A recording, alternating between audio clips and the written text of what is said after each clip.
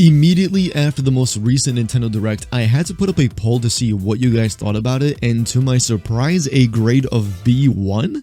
Are you guys good? From me, I'd give it an A. I don't think I remember the last time I gave a presentation with a grade of A, but this one nailed it. After scrolling through Twitter, I was really trying to figure out why some people thought it was bad, but maybe checking through Twitter isn't the best thing to do anyways, especially with the amount of bad hot takes that I see on there. But what's crazy is that we didn't see any lineup of games for the rest of this year, and with all the information that we got in regards to the next couple of months, who knows exactly how 2023 Nintendo gaming will end. I figured I'd jump on here to express my thoughts with the recent news, especially with Pokemon Scarlet and Violet that I thought we'd never see in the future of a Nintendo Direct, but hey, Nintendo tends to make the impossible possible at times, huh?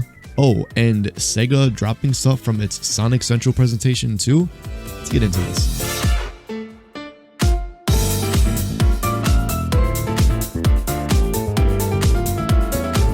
First things first, Mario fans took a massive W this time around with an incredible lineup of games coming out.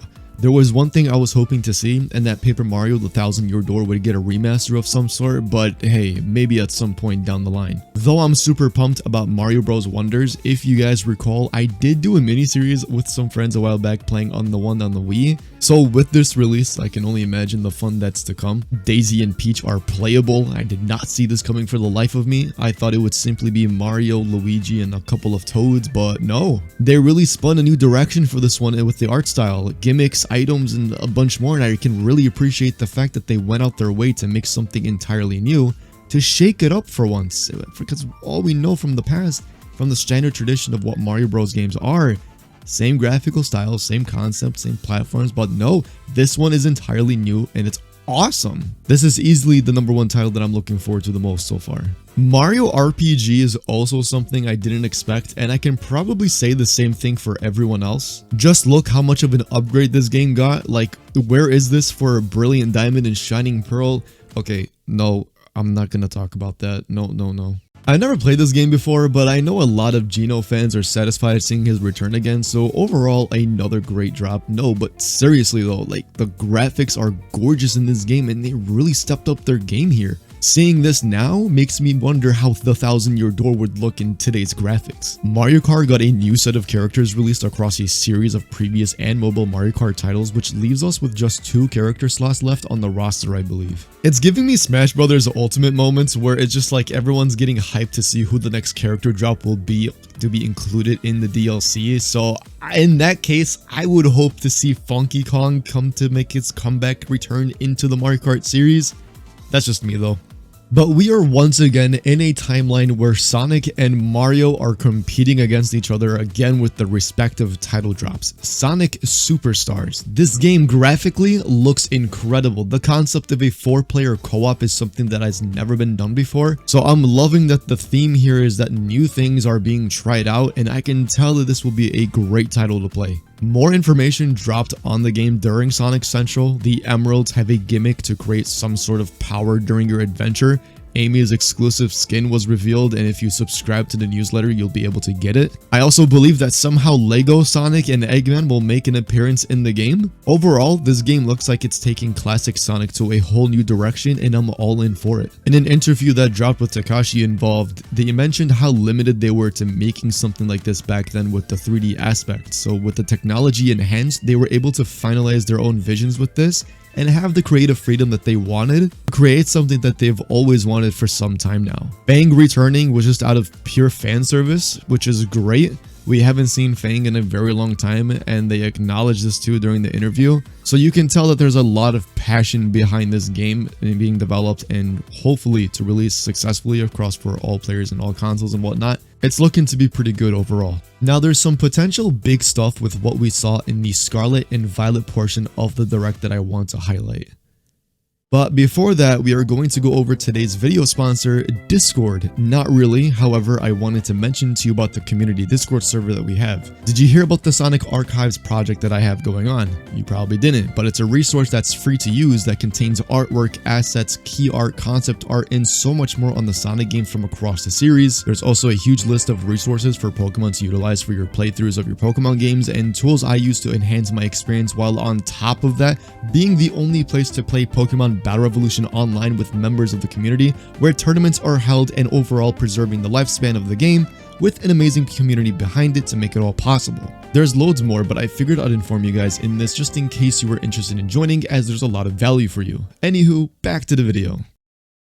You know, I won't be surprised if I won't get sponsored after doing a segment like that, but anywho, back to this. The last time I talked about the DLC in regards to this game, Scarlet and Violet, I believe I mentioned all the returning Pokemon that will make their appearance, and so far, it seems to be 100% accurate. We got Pokemon like Crawdon and Gliscor returning, and I know some of these Pokemon are probably going to find their niches in VGC once they become legal in the format. A lot of people were speculating on the location of the Teal DLC, considering we saw a normal Wooper out in the wild.